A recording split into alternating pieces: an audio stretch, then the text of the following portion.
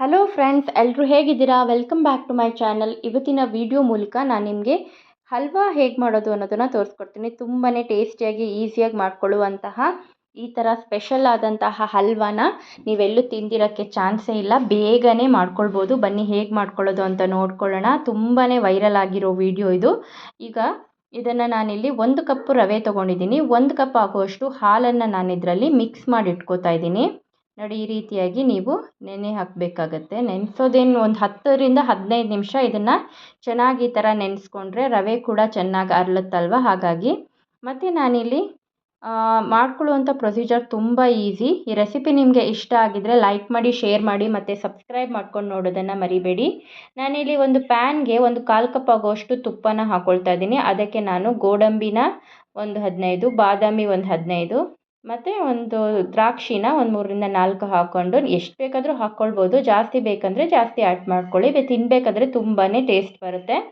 ಈಗ ಇದನ್ನು ಚೆನ್ನಾಗಿ ಫ್ರೈ ಮಾಡಿಕೊಂಡು ಸೈಡಲ್ಲಿ ತೆಗೆದಿಟ್ಕೊಳ್ಳೋಣ. ಚಿಕ್ಕ ಚಿಕ್ಕ ಪೀಸಸ್ ಆಗಿ ನೀವು ಇದನ್ನು ಮಾಡ್ಕೋಬೋದು. ನಂತರ ನಾನಿಲ್ಲಿ ಏನು ಉಳಿದಿರುವಂತಹ ತುಪ್ಪಗೆ ಇದೇ ತುಪ್ಪಕ್ಕೆ ಈಗ ಮತ್ತೆ ಅದೇ ಉಳಿದಿರುವಂತಹ ತುಪ್ಪಕ್ಕೆ ನಾನಿವಾಗ ಏನು ನೆನೆಸಿಟ್ಕೊಂಡಿದ್ನಲ್ಲ ಒಂದು 10 ನಿಮಿಷ, ಆ ರವೆನ ಇದಕ್ಕೆ ಮಿಕ್ಸ್ ಮಾಡ್ಕೋತಾ ಇದ್ದೀನಿ. ಇದನ್ನು ಕೂಡ ಇದರಲ್ಲಿ ಚೆನ್ನಾಗಿ ಫ್ರೈ ಮಾಡ್ಕೊಳ್ಬೇಕು. ಚೆನ್ನಾಗಂತ ಹೇಳಿದ್ರೆ ಈ ತುಪ್ಪ ಎಲ್ಲ ಹೀರ್ಕೊಂಡು ಇದು ಸ್ವಲ್ಪ ಉದುರಾಗಿ ಬರೋ ಥರ ನೀವು ಇದನ್ನು ಇದರಲ್ಲಿ ಫ್ರೈ ಮಾಡ್ಕೊಳ್ಬೇಕಾಗತ್ತೆ. ಅಲ್ಲಿವರೆಗೂ ಇದನ್ನು ಆ ಟೆಕ್ಸ್ಚರ್ ಬರೋವರೆಗೂ ನೀವು ಇದನ್ನು ಲೋ ಫ್ಲೇಮಲ್ಲಿ ಇಟ್ಕೊಂಡು ಚೆನ್ನಾಗಿ ಇದನ್ನು ಫ್ರೈ ಮಾಡ್ಕೊಳ್ಳಿ. ಈಗ ನೋಡಿ, ನಾನು ಮಾಡ್ಕೋತಾ ಇದ್ದೀನಲ್ವ, ಇದೇ ರೀತಿಯಾಗಿ ನೀವು ಮಾಡ್ಕೊಳ್ಬೇಕು. ನೋಡಿ, ಈ ಥರ ಟೆಕ್ಸ್ಚರ್ ಬರಬೇಕು, ಉದುರಾಗಿ ಬರಬೇಕು. ಅಲ್ಲಿವರೆಗೂ ಇದನ್ನು ಮಾಡ್ಕೊಳ್ಬೇಕಾಗತ್ತೆ. ನೋಡಿ, ಈ ಥರ ಉದುರಾಗಿ ಬರೋವರೆಗೂ ಮಾಡ್ಕೊಳ್ಬೇಕು. ಈಗ ಇದು ರೆಡಿಯಾಗಿದೆ. ಇದನ್ನು ತೆಗೆದು ನಾನಿವಾಗ ಸೈಡಲ್ಲಿ ಒಂದು ಪ್ಲೇಟ್ಗೆ ಹಾಕಿಟ್ಕೋತೀನಿ. ಮತ್ತು ನಾನು ಇದೇ ಪ್ಯಾನ್ಗೆ ಇವಾಗ ತುಪ್ಪನ ಒಂದು 1/4 ಕಪ್ ಆಗೋಷ್ಟು ತುಪ್ಪನ ಹಾಕ್ಕೊಳ್ತಾ ಇದ್ದೀನಿ. ಮತ್ತು ಇದಕ್ಕೆ ನಾನು ಸಕ್ಕರೆ 3/4 ಕಪ್ ಆಗೋಷ್ಟು ಸಕ್ಕರೆನ ಕೂಡ ಹಾಕ್ಕೊಳ್ತಾ ಇದ್ದೀನಿ. ಸ್ವಲ್ಪ ಸ್ವೀಟ್ ಜಾಸ್ತಿ ಬೇಕಂದರೆ ನೀವು 1 ಕಪ್ ಹಾಕ್ಕೊಂಡ್ರೂ ಪರವಾಗಿಲ್ಲ.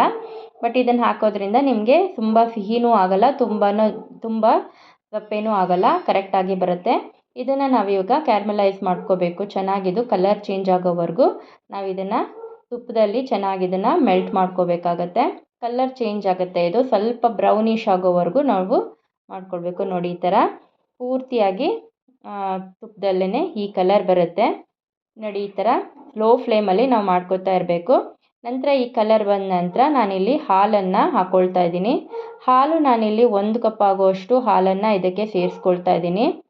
1 ಕಪ್ ಹಾಲು ಚೆನ್ನಾಗಿ ಈ ಥರ ಕುದಿ ಬರಬೇಕು. ನೋಡಿ, ಈ ಥರ ಅದು ಹಾಕಿರ್ತೀವಲ್ವ ಸಕ್ಕರೆ ಕೂಡ ಇದರಲ್ಲಿ ಚೆನ್ನಾಗಿತ್ತು ಮಿಕ್ಸ್ ಆಗಬೇಕು. ಇದ್ರದ್ದು ಒಂದು ದಪ್ಪ ತಿಕ್ಕಾದಂತಹ ಟೆಕ್ಸ್ಚರ್ ಬರೋವರೆಗೂ ಇದನ್ನು ತಿರುವಾಗ್ತಾನೆ ಇರಬೇಕಾಗತ್ತೆ.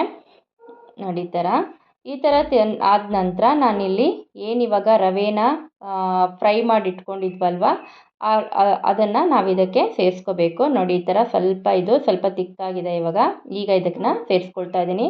ರವೆ ಯಾವಾಗಲೂ ಈ ಥರ ಉದುರಾಗಿದ್ರೇ ಹಲ್ವಾ ತಿನ್ನೋವಾಗ ತುಂಬ ಟೇಸ್ಟಿಯಾಗಿ ಅನಿಸುತ್ತೆ ನಿಮಗೆ. ಇಲ್ಲಾಂದರೆ ಕೇಸರಿಬಾತ್ ಥರ ಆಗಿಬಿಡುತ್ತೆ. ನೋಡಿ, ಈ ಥರ ನೀವು ಇದನ್ನು ಮಿಕ್ಸ್ ಮಾಡ್ಕೊಳ್ಬೇಕು. ಇದು ಕೂಡ ತುಪ್ಪ ಮತ್ತು ಹಾಲು ಎಲ್ಲನೂ ಚೆನ್ನಾಗಿ ಇದು ಡ್ರೈ ಆಗಿ ಎಲ್ಲ ಬ್ಲೆಂಡ್ ಆಗೋವರೆಗೂ ನೀವು ಚೆನ್ನಾಗಿ ಫ್ರೈ ಮಾಡ್ಕೊಳ್ಬೇಕು. ಈ ಥರ ನೋಡಿ, ಈ ಥರ ನಾನು ಎಲ್ಲದನ್ನು ಕ್ಲೀನಾಗಿ ಮಿಕ್ಸ್ ಮಾಡ್ಕೊಳ್ತಾ ಇದ್ದೀನಿ.